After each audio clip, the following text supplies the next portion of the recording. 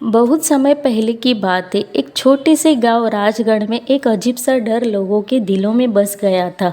वहाँ की औरतें कभी भी पायल नहीं पहनती थी, न शादी में, न त्योहारों पर, न ही किसी की खुशी के मौके पर। यह बात बाहर से आने वाले लोगों को अजीब लगती, लेकिन गांव वालों के लिए यह डर बिल्कुल असली था।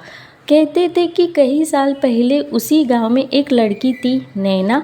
बेहद सुंदर, मासूम और पायल की दीवानी।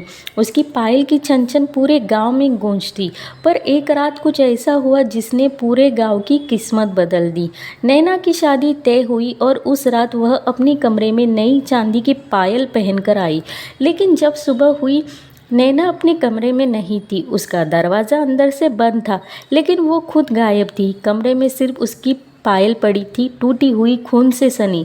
लोग कहते हैं कि नैना की आत्मा अब एक चुड़ैल बन गई है। उसकी आत्मा को पायल से बेहद लगाव है, और अगर गांव में कोई औरत पायल पहनती है तो वो रात को उसकी छन छन की आवाज़ सुनकर चली आती है और फिर उस औरत को अपने साथ अंधेरे जंगल में ले जाती है, जहाँ से आज तक कोई वापस नहीं लौटा। कई बार लोगों ने रात को जंगल की तरफ से पायल की आवाज़ें सुनी है।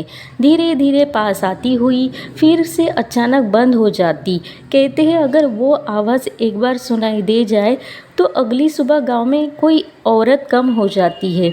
इस डर के कारण राजगढ़ की किसी भी महिला को पायल पहनने की इजाज़त नहीं है। यहाँ की बच्चियाँ भी जानती है, पायल पहनो तो चुड़ैल आएगी।